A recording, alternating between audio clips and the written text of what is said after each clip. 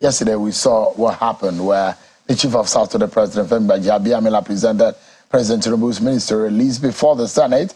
Mr. Adebayo, there was an immediate past Speaker of the House of Representatives, presented the list to Senate President Adebayo at about 1 p.m. Adebayo said the list was dated 27, which means it was from the presidency as of yesterday, a request for confirmation of ministerial nominees. But today, what we're hearing is that the presidency and the Senate has directed the nominees to get their details ready, their curriculum vitae for Sunday ahead of a Monday screening.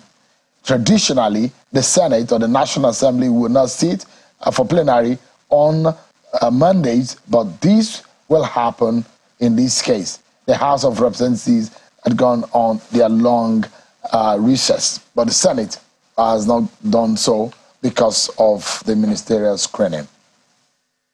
A lot of Nigerians have been reacting to the persons, the quality, the capacity, and what the president did and what he did not do in respect of the nominations he's made. I'm being joined tonight on the program, Senator Shehu Sani. Thank you so much indeed for coming tonight. Thank you for We didn't know it was going to be so soon to bring you back, because this is caused us to say, please come back on the program today, considering the fact that understanding how the Senate works, especially when it comes to the issue of confirmation, is slightly technical. Sitting on a Monday, what do you make of that move? And they are supposed to have gone for a recess. First of all, thank you for having me in your program. Well, it is unusual for the National Assembly to sit on Monday. But I think what the leadership of the Senate is trying to do is to see how they can tidy up the issue of ministerial screening because of the recess, which they are supposed to go by next week. So I believe that the Monday issue is expedient. It's simply about trying to screen the ministers so that they don't go on recess with an outstanding responsibility or duty as regards to what they need to do. But apart from that, I don't think there is another thing. What do you make of the persons that you've seen on that list? Well, from the list of persons I've seen, first of all, I'm not from the governing party, but as a Nigerian, I have an opinion. And because the persons who are nominated are certainly going to head ministries and going to be a factor, major factor in government and governance. I've seen in the list the names of people that are credible, and people that are competent, people that I believe have the vision to disrupt the system as it is in order to make it better. There are people who have earned their name and have also made their mark over the years. And I believe that their presence in government will help a lot in terms of revamping the economy of the country and giving this country a sense of direction in line with the agenda, the manifesto, the thinking, and the focus of this government. And I've also seen people that are undeserving to even contemplate them being ministers. And particularly is the former governor of Kaduna State, Nasir El-Rufai. That's your own minister? Yes. It's unfortunate that President Tinubu will pick El-Rufai, and I don't know for any reason why he should do that. And I have my points, and I believe that if President Tinubu is listening to me, or if any person, a supporter, a friend, or a fan, or someone who is close to me, I will make some prophecy about what is going to happen with El-Rufai in this government in the next few years. First of all, if you are nominating El-Rufai on the basis of integrity and transparency, and you said maybe you shouldn't appoint or nominate the governor, former governor of Kano State, Ganduje, by issues of allegations that have been online over the time. He too has allegations against him because there is an outstanding issue of 32 billion naira federal government property, which the issue is now in court. Anybody can Google it and see. It is him being a governor in 2015 that stopped the continuation of that trial, and that issue is there before Justice Nyako in the Federal High Court.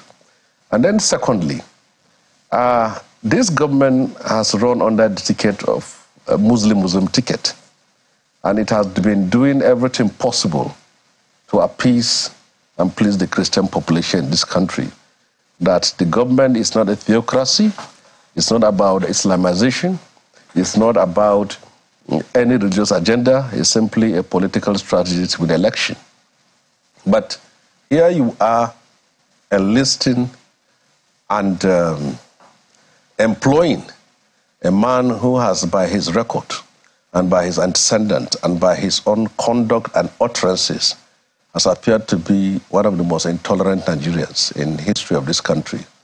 A video has been in circulation where this person has made statement on a religious agenda in this country, and by that he has irritated and icked and triggered a national conversation as far as this issue of this government is concerned. But now you are bringing him close to you. But for all I know, there are many people who have supported and worked for Tinubu. And Tinubu has always been reputed to be one who have always selected the best from his state and has been able to make a record out of that. So it was expected that the list of ministers he's going to present before the country, taking cognizance of the time that this has lasted, they are going to be any of these two. First of all, it's going to be a clean break from the past. And secondly, there should be men of integrity, honor, and competence. Does it look like a break from the past? It is not a break from the past because El-Rufai served as a minister under Obasanjo administration. And I believe that he also served as a governor. Is there any person? Yeah, there is just in one this country person out of it. There are those who will say, Senator Shehu Sani, they're not surprised that you're coming after Mr. El-Rufai. Yeah, because he has also come after me many times. Because you have been known as a firm critic of El-Rufai. Yeah, of course, and he has also been critical of me also. But does it take away the fact that does he have the character in terms of quality of ideas and capacity to be able to deliver on the kind of role? For example, when he was Minister of FCT, did he deliver? Obasanjo and Tinubu are two different people. And there are many things that have happened under Obasanjo regime, which I believe that Tinubu is simply inviting trouble and danger to himself by inviting El-Rufai into his government. Take, for example, this. So out of the old 28, out of the old 28, it's only El-Rufai that you see. Yeah, it seemed that I would talk about now here. And it's supposed to be your representative from your state. It's a representative from my state, so I have to talk, you know. First of all, now look at it. El-Rufai in Tinubu's government, I know there are three things that is going to happen. First of all, he will plot against Shetima. And he is going to plant the seed of discord between President Tinubu and Shetima. He has the track record of doing that. He did that between Atiku and Obasanjo. What's the evidence? Secondly, yes. What's the evidence of that? Secondly, are you not in this country? Have you remembered what happened between Atiku and Obasanjo? El-Rufai is in the center of it. Secondly, El-Rufai will not limit himself to the ministry. If you set him to works or aviation or power, he will not limit himself to his own ministry. He will meddle in every ministry you put it in government. And he did that. When he was an FCT minister, he fought Keba Chikwe, who was Minister of Aviation. He fought Adebayo, who was Minister of Agri. He fought Yayele, who was the head of service. He made sure that there is no Minister of State, and the FCT was dissolved, and he became a sole minister. He set Obasanjo against the National Assembly. That happened. His presence in Tinubu government, it will repeat itself. He's going to set Tinubu against Shatima. You don't think that your perception of an El-Rufai for over the years is probably different now? That man is way over 60. Well, Leopold never changed his spot. He's still the same person. Right. If a man who is over 60 can make religious utterances that are flammable, that have the capacity of burning down and tearing this country apart, a man is 60, then what do you not expect him to do? Let's move. This program is not about Mr. El-Rufai, and it's definitely not about setting scores, but it's definitely about analyzing what President Tinubu has done right and what he has done wrong. And you have highlighted just one out of it. For him to succeed with this caliber of persons, of course, sometimes you need strong persons around you to build strong system. Do you think that Nigeria is up for anything good with this crop of persons? And you will also talk about the politically magnified personalities like the Yinsom Wike, the Umai, the Badaru, who are on that cabinet. Well, as for me, I have said it, that there are competent people in this cabinet. For example, Pate, who will likely be the Minister of Health, is someone that has over the years proven to be capable, competent, and has attained a height as far as his chosen profession is concerned. He has to retire from his appointment at Gavi Alliance, and then he is now back to Nigeria. Is someone we should much appreciate. There is Hannatu Musa too, who is a good lawyer, and she has also made her own sacrifices as far as this government is concerned. Adele Alaki has been an old horse, and I know him for many years. I believe that he is competent. He is in the right person to occupy such position. He's perhaps one of the oldest, or if not the oldest in that in the lot. Yes. But I've also seen others who are also equally good. But my own issue is that, as far as Wike is concerned, I think he has gotten his own 30 pieces of silver for the work he has done for the ruling party, being a PDP chieftain. So that will be how Tinubu is going to contain him, how he's going to accommodate him is a different thing. But I know that for Tinubu, the message is this. Tinubu has admitted and enlisted people who betray others, hoping that they will be faithful, loyal, and honest to him. And they will serve the country with all their strength. So all we can say to Tinubu is, so help him God. Because it's like now you are getting married to someone who has betrayed another person, hoping that that person will be faithful to you. So this is what it is. So if he succeeds in that, well, he will be able to prove us wrong.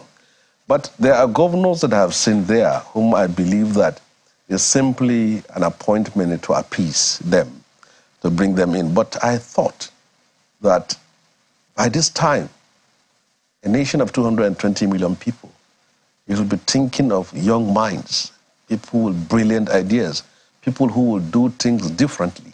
But you are bringing the elements of Buhari into your government, people from Obasanjo era into your government, people from other governments still coming to you. What do they have that they have not been able to achieve that for all these years while they're in office? Is what I don't understand.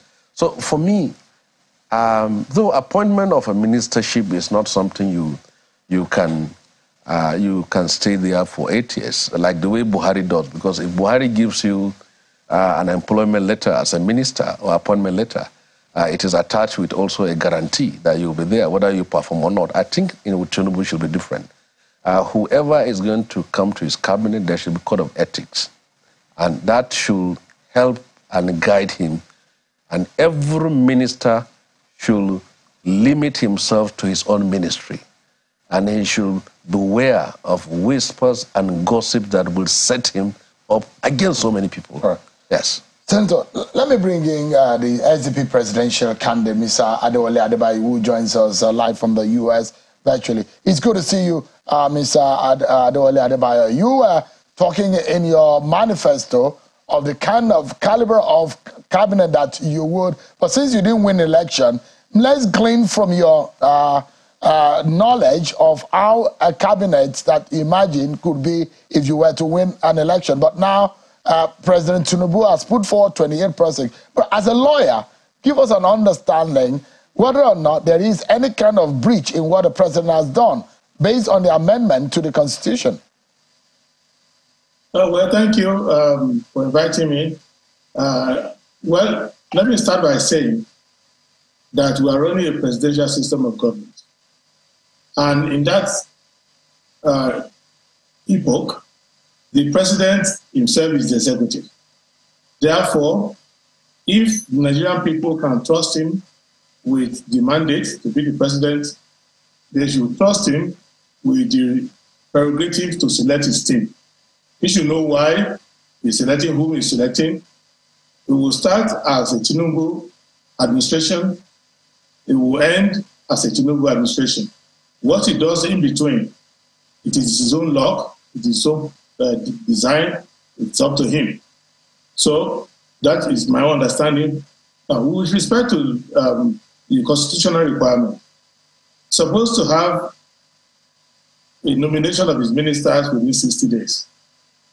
Well, I didn't expect that he would wait till the last hour of the 60 days, and I would expect that you have a complete list of ministers already sent out, because by law and by our constitution, there must be a minister from every state or the federation before the Federal Executive Council can be said to have been properly convoked.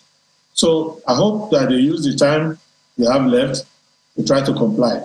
But it shows that maybe they have some internal struggles, maybe politics is playing a major role in their process, but I'm not the president.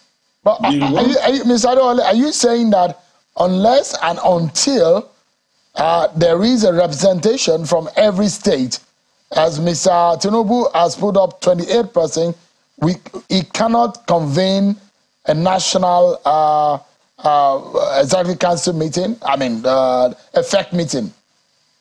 He cannot, because he has to comply with the Constitution. It's not too long ago he took the oath of office that he will abide by the Constitution. And the Constitution says there must be a minister from every state of the Federation. And by implication, there ought to be a minister from the FCT as well. Because so a minimum of 36 persons. Yeah, maybe 37, because 37 by law, plus the FCT. Yes, that by law. So that's, it's easy to comply with the law in this kind of case. Why would you want to violate it? So it's important that he does that. What the quality of who he wants to choose, whatever, it is his choice. Provided that they must be adults, they must be persons who are qualified to be elected to the National Assembly. So that is his choice. He knows how he wants to lay his bed, and he will lie on it. That is why elections have consequences. So a cabinet should be a mirror that reflects the face of the president. So I think the cabinet member that he has chosen, they look very much like him. They are like him because many of them are his foot soldiers. And so it's right. I just want people to understand that he is the president. And the advantage of being a president is that you get to choose ministers. And those of us who lose elections tend to talk on TV on it. That's all we can do. But it is his choice to look at his renewed hope that he wrote by himself, that he wants to implement. Look at the oath of office he's taking, and look at the Constitution of Nigeria, and then look at the circumstances of what is going on in the country, and realize that he has to get the people whom he thinks are the best for him in every state of the Federation, and then let them come and govern. So I don't see why we should worry too much about what he does, because very soon the result will show. It will start to work, the ministers will start to work, and it is when that happens that Nigerians can know whether he has made the right choice or not. But all I can say is that you don't need two heads to be a minister. You only need one head properly screwed to your neck. You also need a moral fiber in your being. You need to come there with a view to coming to work, to assist the president, to work for the Nigerian people, and you need to really put a lot of hard work into it. So, coming through the people he has chosen, they look to me like they are apparently will meet the requirement. They are Nigerians, they are adults, they are well educated, and they appear to people who are familiar with him. They've been following him around for some time. And I've seen some remarkable people there that even I would have chosen as president, if I was president. People like Professor Pate, he's a national asset. Nobody can deny that. And he's not that partisan, but he's willing to serve in any capacity in other administration of the country. I've seen smart people, especially the ladies that he's chosen. They are mostly very energetic people. I know not Musawa very well, and that's an asset. And I think with respect to the ladies, they're okay. They're well educated. Many of them are lawyers. There are other professionals, bankers. And interestingly, there are those, Senator, you agree with me, that those who are, a few of them who are in their late 30s, a lot of them who are within their 40s, and just a handful, they're in the 50s, and the ones who are in the minority are the ones who are in their 60s. Does that look like a good balance of energy to drive the kind of economy or the kind of a nation that is begging for help? You can never know, because the president is the one. Ministers, with due respect, are like cattle, and the president is like the herdsman. He has to direct them to where they need to go, because every authority is vested in him. For example, if they pass the Senate, which I believe they will pass the Senate, and he is want to assign them to offices. So if he puts the square peg in the round hole, then he's already in trouble. If he puts the square peg in the square hole, it's okay. People like Lateef Agbemi say he's a very sound lawyer, so the president will know why he brought him there. He's a very conservative person, so the president must have maybe the kind of vision of the kind of person he wants in that capacity. Of course, Adeleke is like a carbon copy of the president himself, so they are almost like twins when it comes to their thinking, telepathy. So he knows what he's doing. We will only know when they start to act, because for you to be a president, to be a minister, one, you have to be legally qualified, which they appear to be. It's now up to Nigerians if they have anything about them that makes them not to be suitable. They should come out and say it. But on the record that they have shown, they appear to be okay. But Ms. Adebayo, let me quickly ask you, and this also I would like Senator Sani to weigh in on. There are critical areas in the Nigerian in the polity at the moment that one would think we need urgent attention, capable people to handle. Have you identified personalities that you think these are the kind of person that can help President Tinubu solve or fix some of these problems? You talk about issues of power, electricity. You talk about, in fact, there are those who think that we need an urgent legal reforms in this country. Yes, a lot of things are not working, and it's at the heart. In fact, the other day, the man in charge of revenue, advising President Tinubu on revenue, is talking about reforms in the taxation, in the revenue generating system in the country. That is another kettle of fish entirely. Have you been able to identify one or two persons you think, if Tinubu put them in the right position, they might help fix some of the problems we are facing in the country at the moment? Yes, I can have them in my mind, but the nature of the presidency is this. You don't get to tell your opponent who to appoint. The person that I would like to appoint might not be the person he wants to appoint. He knows what he's looking for. So I think people should let him lay his bed by himself. And I think he's beginning to lay that bed slowly. So what we can do is to recognize the fact that I cannot take my own list and give to him. If he calls me and say, bring somebody from your list, I can advise. I can say, oh, Shehu Okinbaloye will be a good minister of information. I'm not sure about that. Yeah, well, that's not a good name on the ministerial. I can say that. I promise. Yeah, I can My say that. passion is not in that area. I'm sorry. Exactly. Is another show. Maybe the president has done securities. Maybe the president has got security intelligence that your passion is not there. So that's why he hasn't come. So he has his reasons. Well, what I'm letting you know is that in a presidential system, once you can trust somebody with the presidency, then you should be able to trust him to set up his cabinet. Then when they start to act, that's when you will know. What I wanted to say is that most of what will make people fail as a minister is the moral fiber or lack of it. And until they start to perform, you will not see it. The idea that you are working for the public, you are doing something that is ethical, you are complying with the Constitution, you understand that there's only one country, and you are trying to serve everybody equally. You tell the truth to the president, whether he's going to like it or not. You don't mind losing your job if you have to do the right thing. All those things cannot be shown on somebody's resume. It is when a person sits in that office as a minister, when they go to a council meeting and they're starting to advise the president and they're taking decisions, then you will see that people's quality will come out. It's not a paper thing where we set an exam and somebody who scores 99 or 95 is going to be the better person. No, it's somebody can come with a diploma from a polytechnic and competence in the area where you put them. They may show leadership, they may show hard work, they may devote time to the work, they may be honest, and they may be very bold and supportive of the president by coming out where the president is doing something wrong to say, Mr. President, with due respect, sir, what you are doing is wrong. So the president knows what he's looking for. And also you have to know that he's a politician and he doesn't want to have a political crisis, because in the ranking of problems for politicians when they are in office, political crisis, governance crisis, security crisis, economic crisis.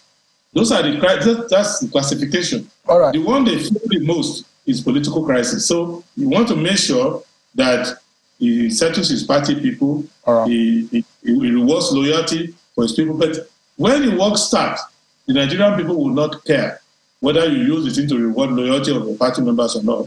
They want to see that the GDP is getting better, employment is getting better, security is getting better, the interest rate is getting better, inflation is coming down, and they can see that people are getting jobs. So if you are doing all of that, the infrastructure, people will not mind how you choose your ministers. All right. But where you get them from, if they don't impact on the life of the people, it's a total waste of time. Senator, the same question. Are you able to identify people you think can help? As soon as you saw the list, did it come to your mind if you are able to identify that this man will fix this problem? This man could help fix this problem. This other one. Well, one can only be able to do that if you have a comprehensive list of all the ministers. Now that it is 28 names that have been submitted. So by the time we have a full list of names, then people can now make suggestions. But I know that the president has to know that whoever is going to be in his government, he has to add value to it. For example, now, the Ministry of Youths. In the last 8 years, there were two of my friends who were Minister of Youth and Sport, Dalong and Dari. And by being Minister of Youth, they are even older than me. So you see, I believe that if the president would look at maybe someone like Dari Israel, who is the APC youth leader, would be good for the position. And as Minister of Sports, you now think of someone who has worn a national jersey. For example, you have people like Okocha, Kanu, Odegbami, Amokachi, or Boso, the coach of Super Eagles, or Mary Onyali, who also won medals at the Olympics. Let Shehu Adebayo, who had won the African national colors. Yes, in 1980. So you look at people who have won the national jersey, let for the first time... Can speak the language of sports. Yes, let for the first time see a minister of sports that is really a sportsman, not a politician. And when we're talking about digital economy, we could get someone from the Silicon Valley, someone who has done exploits. Of course, in the area of ICT, that is needed. And then when you talk of aviation, you have people who have excelled in that field. Even the CEO of Air Peace, Onyema, is someone who will be good in that position. And then when you talk of areas of works and health, already we have a best hand. Party. Yeah. I think it's the best person. One can almost predict where Wale Adun is going. Yeah. So, and then we also have a Dele Alake who... You almost predict what Dele Alake... He's done one thing all his life. Hopefully he's going to take information. And he has been very courteous and responsible in that, different from what we have had under Buhari when people have been threatened for expressing their opinion. So I think when you have a comprehensive list, the Senate can only make an informed a screening if the portfolios are attached. The problem you have in the Senate is that each time you have a ministerial nominee who come before it, knowing that, seeing that you don't know what he's going to hold, so you simply ask general questions. But if you are going to be Minister of Aviation, at least I come with my set of questions that specifically are focused on issue of aviation. So once portfolios are not attached, the screening will simply be a conversation that will make no meaning. Senator, I must sincerely thank you. And as Mr. Adebayo, the presidential candidate of the SDP, thank you so much, gentlemen, for your time tonight. I appreciate your time.